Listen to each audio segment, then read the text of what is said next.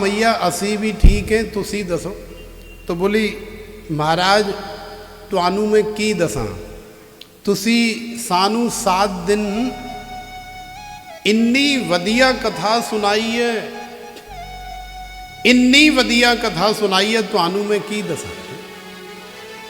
मैंने कहा नहीं नहीं फिर भी दसो ते सही, तुसी की कहना चाहती हो। वो रहन दो कोई गल नहीं। मैंने कहा नहीं नहीं मैया बताओ क्या कहना चाहती हो। तो देखो वो बेचारी बड़ी भोली भाली मैया कहने लगी महाराज जी तुहाड़ा जेड़ा कथा करन वाला जेड़ा ये क्रियाक्रम है ना, ये बड़ा वधिया लग्या मैनू ते।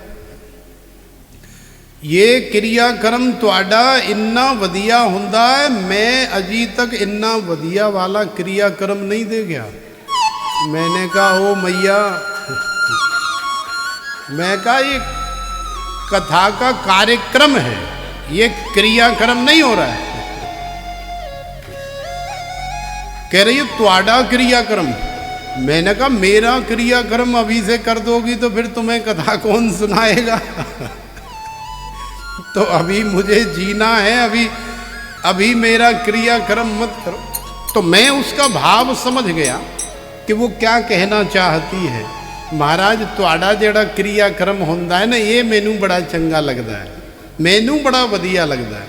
तो देखो उसका भाव, उसके हृदय का भाव ये है कि आपका ये जो प्रोग्राम हो रहा है या होता है, या आपकी ये जो कथा हमने सुनी है ये बहुत अच्छी हुई है, बहुत बढ़िया आप कथा करते, ऐसा भाव था उसका। लेकिन उसने भोलेपन से अपने हृदय से बोल दिया, क्योंकि बेचारी बूढ़ी मैया थी, वो कोई बहुत पढ़ी लिखी तो है नहीं। तो भगवान भक्त का भाव समझते हैं, हमने उसका भाव समझ लिया कि वो कार्यक्रम को क्रियाक्रम कह रही है। तो ऐसे ही उल्टा नाम जपत जग जाना, वाल्मीकि भय ब्रह्म समाना। वाल्मीकि जी जो है पहले भले ही डाकू थे, चोर थे, बहुत बड़े लुटेरे थे, इतने बड़े बदमाश थे, इतने बड़े अपराधी और इतने दुष्टात्मा थे कि राम भी उनकी जिह्वा से उच्चरित नहीं होता था। तो जब कहा कि भैया राम बोल, तो राम नहीं मरा मरा मरा बोलते थे, क्योंकि मरा काट के अलावा उन्हें कुछ आता ही नहीं था। तो ऐसा पापी, ऐसा दुष्टात्मा भी भगवान श्री राम का नाम भाएं कुभाएं अनख आलसहूं, नाम जपत मंगल दिस दसहूं। उल्टा नाम जपत जग जाना, वाल्मीकि भय ब्रह्म समाना। माने ब्रह्म में और वाल्मीकि जी में कोई फर्क नहीं है।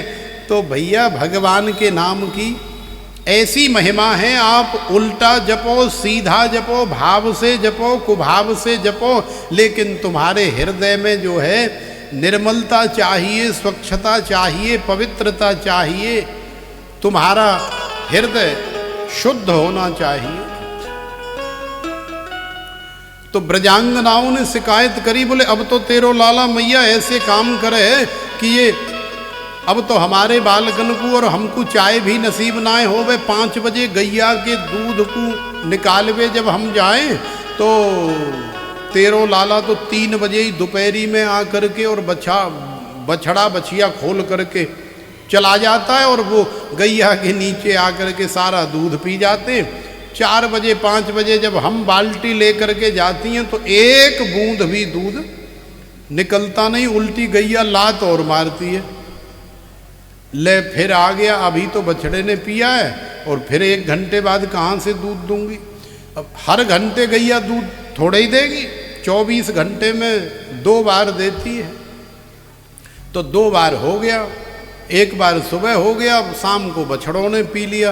तो देखो मैया से शिकायत कर रही हैं, बोले वत्सान मुंचन क्वचित समय, माने समय से पहले ही बछड़ों को छोड़ करके दूध पिला करके तेरा लाला चला जाता है, या को समझा ले। तो मैया ने समझाया, चौरे लाला तू ऐसो काम करे, अरे नाय मैया जी सबरी झूठ बोल रही हैं, ऐसे ही मोह को पिटवाए वे के ताई आई हैं। तो खैर भगवान लीला कर रहे हैं, ब्रजांगनाएं भी आनंद ले रही हैं। देखो एक लीला तो हमारे श्री ठाकुर जी ने ऐसी करी, एक ब्रजांगना को 15 दिन से कन्हैया के दर्शन नहीं हुए तो बाबरी हो गई, पागल हो गई, और ऐसी पागल हुई कि दौड़ पड़ी नंद भवन में। कोई बहाना नहीं मिल रहा है जाने का, लेकिन आज वो जो गोबर उठाने वाली परात और गोबर उठाने वाला कतना होता है ना, वही ले करके दौड़ पड़ी और दौड़ी दौड़ी गई जा करके मैया राम राम। मैया ने कही बहना राम राम कहा बात है, आज तसला उठा करके चली आ रही है। तो मैया से कहा देख मैया मोकू गोबर की जरूरत है। तो मैया ने कही अगर गोबर की जरूरत है तो यहाँ भवन में क्या काम है, वहाँ गौशाला में जा और वहाँ न जाने कितने ट्रक रोज 9 लाख गाय नंद बाबा के नित नयो माखन होए। अरे 9 लाख गाय नंद बाबा के कितने ट्रक भर के गोबर होता है, जितना मर्जी ले जा बहना, पूछने की क्या आवश्यकता है। लेकिन वो गोबर लेने नहीं आई, क्योंकि गोबर चाहिए होता तो गौशाला में जाती, वो तो नंद भवन में आई है। गोबर तो सिर्फ एक बहाना है, उसे तो कन्हैया के दर्शन करो। अब जैसे ही लाला के दर्शन किए, धीरे से आंख से इशारा कर दिया, बोले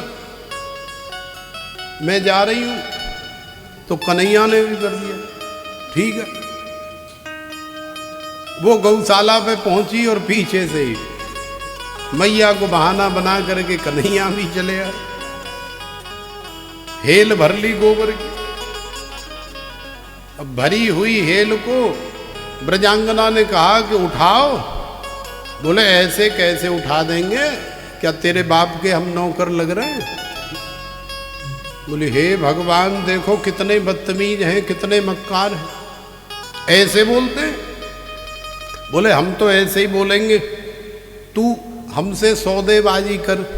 बोले क्या सौदा करोगे। बोले सौदेबाजी ये कर के तू जितनी हेल ले जाएगी, जितना गोबर हमसे उठवाएगी, उसके बदले में तेरे को उतने ही माखन के लड्डू, माखन के लौंदा बना करके हमको मिश्री मिला करके देने पड़ेंगे। तो ब्रजांगना तैयार हो गई। बोले ठीक है कोई बात नहीं लाला, जितना माखन मर्जी खा लो, सब तुम्हारा ही है। अरे उठवाओ तो सही। तो कन्हैया ने कही चल उठवा तो हम दें, लेकिन पहले बातचीत तो हो जाए, पूरा हिसाब किताब तो हो जाए, पहले सौदा पट तो जाए, कि बिना सौदा पटे ही काम शुरू कर दो। तो ब्रजांगना ने कही तो फिर बात करो, कैसे हिसाब किताब होगा।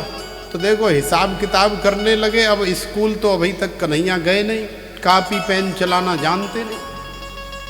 ब्रजांगना भी बेचारी स्कूल नहीं गई, उसके पास भी कोई डायरी पेन नहीं है, लिखना पढ़ना कोई जानता नहीं, तो हिसाब किताब होगा कैसे।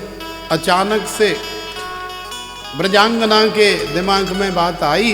ब्रजांगना कहने लगी कि देखो लाला एक हिसाब किताब हो सकता है, तुम मुझे जितनी बार हेल गोबर की उठवा के मेरे सिर पे रखवाओगे, मैं तुम्हारे उतनी बार गोबर में ऐसे उंगलियां डाल करके उतने टीके तुम्हारे मुंह पे लगाती चली जाऊंगी। सीधा सा हिसाब है। जब मैं थक जाऊंगी डाल डाल करके तो कह दूंगी कि बस अब अपना हिसाब कर लो, गिन लो कितनी बार मैं ले गई। 1 2 3 4 5 6 7 8, छोटा सा तो मुंह में लाला। तो देखो ये सब प्रेम की बात है। भगवान श्री सुखदेव जी कह रहे हैं हे राजन, ऐसी ऐसी अद्भुत लीला करते हैं भगवान। इसलिए कहा ना कि कन्हैया की लीला समझना इतना आसान नहीं है। वो कौन सी लीला में क्या शिक्षा प्रदान कर रहे हैं। भगवान को केवल भोलापन पसंद है, भाव पसंद।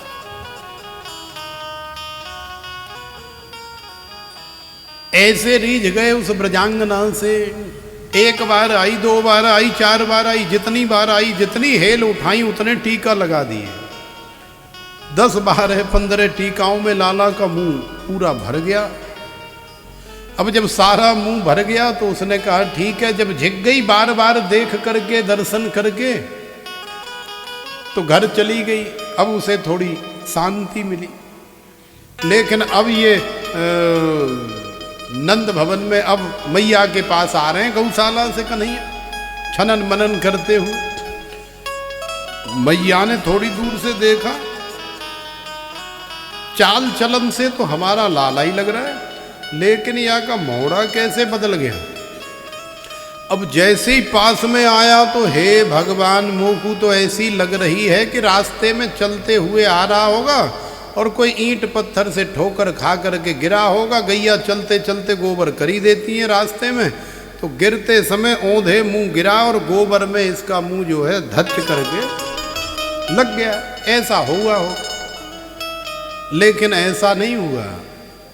तो मैया के पास जैसे ही कन्हैया आए, मैया ने ऐसे हाथ पकड़ लिया लाला का यहाँ से और अपनी साड़ी का पल्लू लिया। अपनी साड़ी के पल्लू से लाला का मुंह पोंछने के लिए जैसे ही ऐसे हाथ किया, इतनी देर में तो कन्हैया बड़ी जोर से चीखे चिल्लाए, अरे मैया।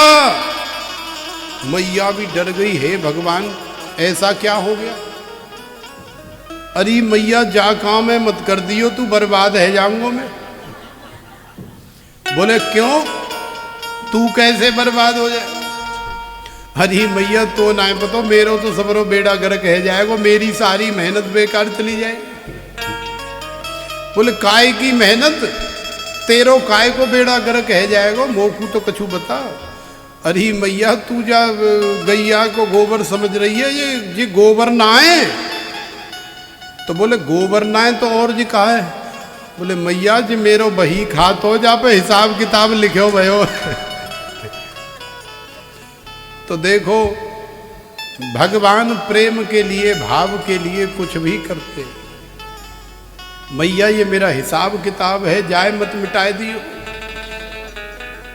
खैर मैया ने जबरदस्ती पकड़ के बाथरूम ले गई और ले जा करके स्नान कराया। तो कहने का तात्पर्य है कि हमारे लाला जो है ऐसा आनंद लेते हैं। तो ऐसी अद्भुत बहुत लीलाएं हैं भगवान की।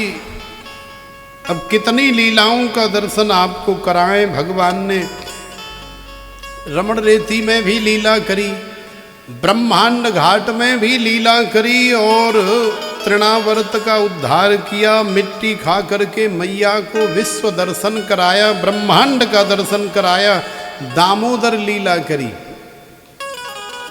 और भगवान ने उखल बंधन लीला करी। गोकुल से वृंदावन आए, बकासुर अघासुर ग्वाल बालों के साथ में भोजन किया, मधुमंगल की कढ़ी खाई। ब्रह्मा जी के द्वारा बछड़ा गैया चुराए जाने पर लाला ने ब्रह्मा जी को सजा दी। ब्रह्मा जी ने भगवान की प्रार्थना करी और फिर कालीय नाग का दमन किया, दावाग्नि पान किया, वेणु का निनाद किया, चीर हरण लीला हुई। और इसके बाद में आप सब लोग जानते हैं कि श्री गिरिराज महाराज बड़ी देर से हमारा इंतजार कर रहे हैं कि बाबा पता नहीं हमारा पूजन कब करेंगे, इतनी देर से हम बैठे भय हैं।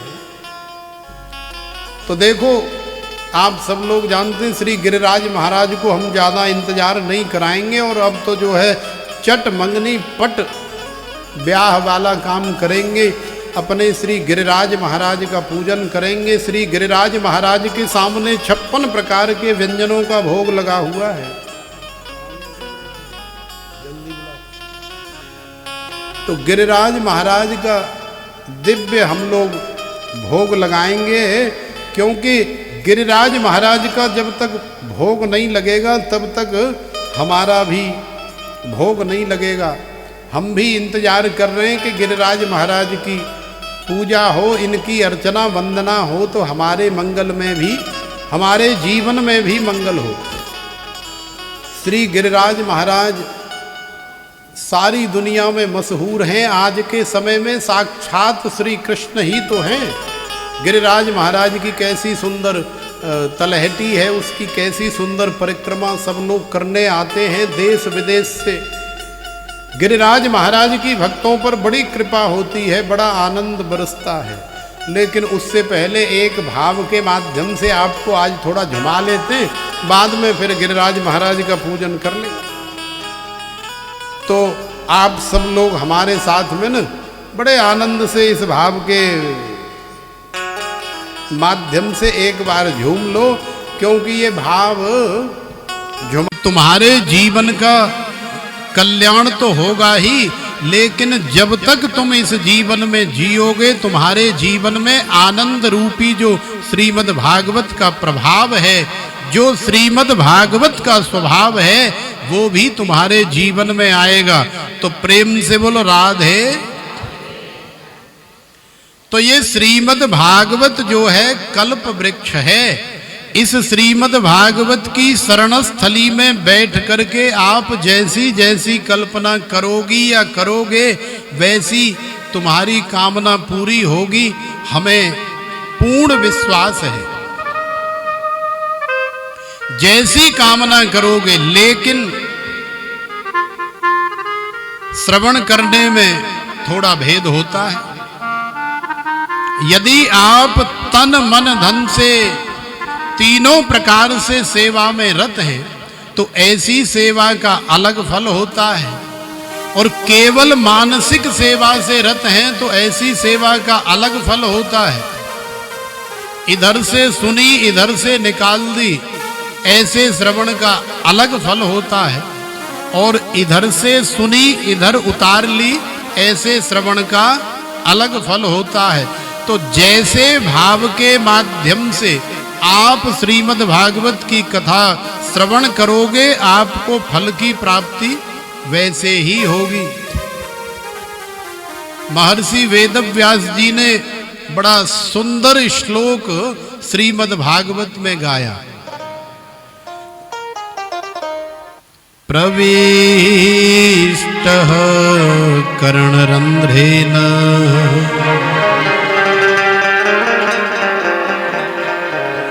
स्वानां भाव सरोरुहम्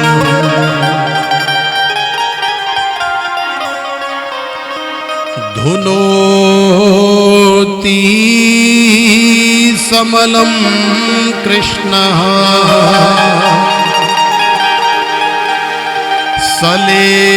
सलेलस्य यथा सर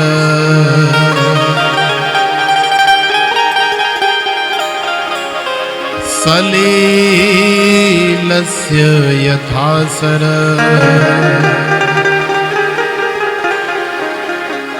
और हमारे श्री तुलसीदास जी ने रामायण में लिखा,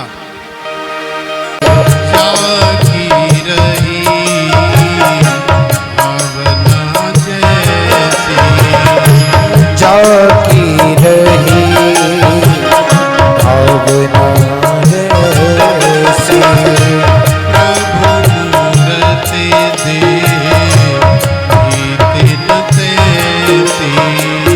प्रभु मूरते दे कीर्तन तैसी, प्रभु मूरते दे कीर्तन तैसी, प्रभु मूरते दे कीर्तन तैसी। तो देखो, जाकी रही भावना जैसी, आप जिस भाव से भगवान को देखोगे, जिस भाव से आप भगवान को श्रवण करोगे, उसी के अनुरूप आपको कथा का फल प्राप्त होगा। वही बात महर्षि वेदव्यास जी कह रहे हैं, प्रविष्टः कर्णरंध्रेण स्वानां भाव सरोरुहम्। कथा के माध्यम से भगवान गोविंद ही तुम्हारे हृदय में प्रविष्ट होते हैं। प्रविष्टः कर्णरंध्रेण, लेकिन कैसे? बोले स्वानाम भाव सरोरुहम्। जैसा जैसा भाव तुम्हारा भगवान के प्रति, कथा के प्रति होता है, उस भाव को देख करके भगवान तुम्हारे हृदय में प्रविष्ट होते हैं। और फिर जब हृदय में एक बार भगवान चले गए तो आप जानते हैं, कमरा चाहे कितना भी गंदा हो, अगर किसी को दे दिया जाए या कोई उसमें चला जाए अनायास, तो सफाई तो करेगा ही, क्योंकि बिना सफाई किए कमरे में कोई रहता है क्या? झाड़ू लगाएगा, पोंछा लगाएगा और भी साफ सफाई करेगा, तब जाकर के उसे शांति मिलेगी, तब जाकर के उसे नींद आएगी। तो देखो यही काम भगवान करते हैं। हमारे हृदय रूपी कमरे में, हमारे हृदय रूपी भवन में न जाने कितने प्रकार का मल भरा हुआ है, न जाने कितने प्रकार का कीचड़ भरा हुआ है। काम है, क्रोध है, लोभ है, मोह है, मत्सर है, अहंकार है, और भी ईर्ष्या है, एक दूसरे से बड़ी जलन है। मेरी एक आंख भले ही फूट जाए, लेकिन जादारी के की तो दोनों फूटनी चाहिए। मेरी फूटे तो फूट जाए, कोई बात नहीं, मैं बर्दाश्त कर लूंगी, लेकिन जागी तो दोनों ही फूटनी चाहिए। मेरी एक टांग टूटे या कटे तो भले ही टूट जाए, कट जाए, लेकिन जाके दोनों पांव नहीं रहने चाहिए, जाके दोनों पांव कट जाने चाहिए। ऐसी भावना होती है हम सबकी एक दूसरे के प्रति। निर्मत्सराणाम सताम वेद्यम वास्तव मत्र वस्तु शिवदम तापत्रयोन्मूलनम श्रीमद्भागवतामृतम। श्रीमद् भागवत रूपी अमृत को श्रवण करने का परम लाभ क्या है? हम लोग संसार के विषय में भली भांति जान जाते हैं। जब संसार के विषय में भली भांति जान जाते हैं कि भाई हमें सारा कुछ यहीं छोड़ करके जाना है, तो फिर किसी से ना काहू से दोस्ती और ना काहू से बैर। जब ऐसी भावना तुम्हारे अंदर आ गई, जब तक आप संसार में हो तब तक संसार में रहते हुए आपको एक दूसरे के साथ में प्रेम का व्यवहार रखना है, अन्यथा संसार से तो सारी दुनिया को जाना ही है। तो फिर किसी से दुश्मनी करने का, बैर बांधने का क्या प्रयोजन है?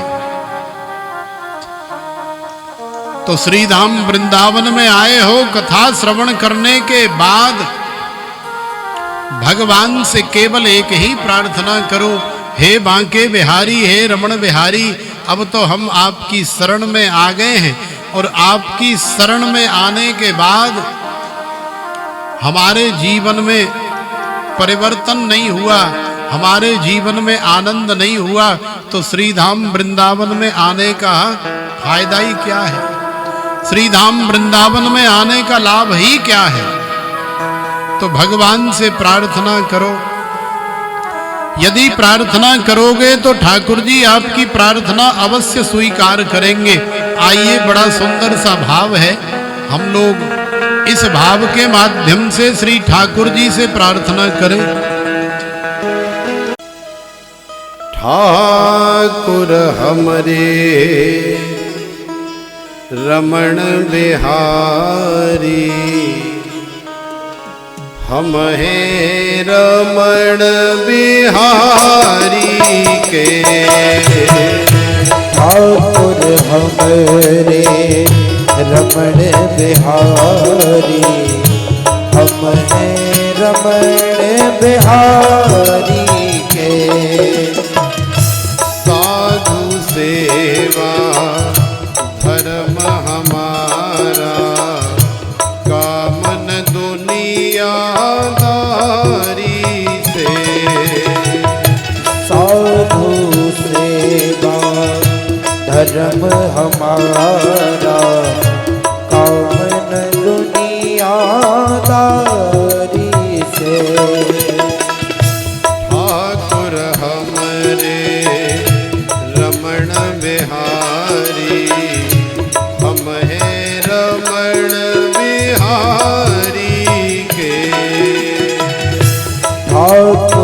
हमरे रमण बिहारी, हम हैं रमण बिहारी के। साधु सेवा धर्म हमारा, कामन दुनियादारी से। साधु सेवा धर्म हमारा, कामन दुनियादारी से। कोई भला कहे चाहे बुरा कहे, हम हो चुके रमण बिहारी के। कोई भला कहे चाहे बुरा कहे, हम हो चुके रमण बिहारी के। कोई भला कहे चाहे बुरा कहे, हम हो चुके रमण बिहारी के। कोई भला कहे चाहे बुरा कहे, हम हो चुके रमण बिहारी के। ठाकुर हमरे रमण बिहारी, हम हैं रमण बिहारी के। ठाकुर हमरे रमण बिहारी, हम हैं रमण बिहारी के। साधु सेवा धर्म हमारा, कामन दुनियादारी से। साधु सेवा धर्म हमारा, कामन दुनियादारी से। कोई भला कहे चाहे बुरा कहे, हम हो चुके रमण बिहारी के। भला कहे चाहे बुरा कहे, हम हो चुके रमण बिहारी के।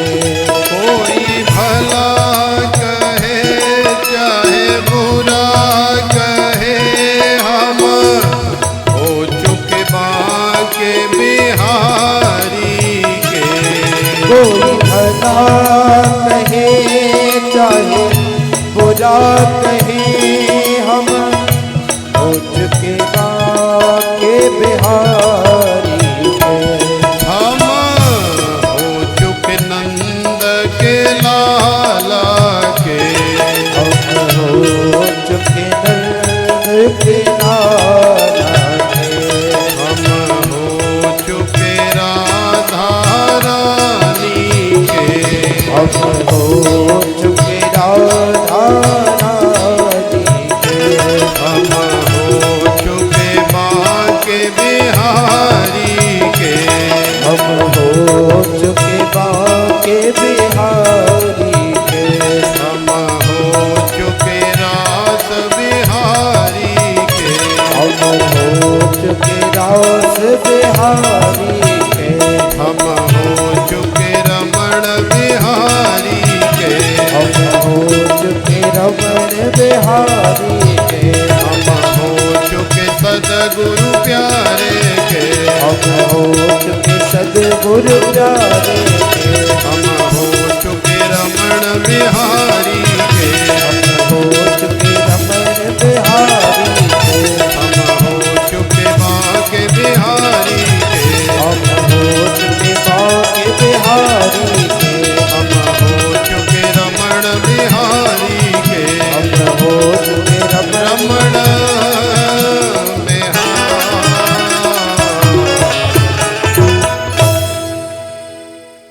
बोलिए बिहारी लाल की जय।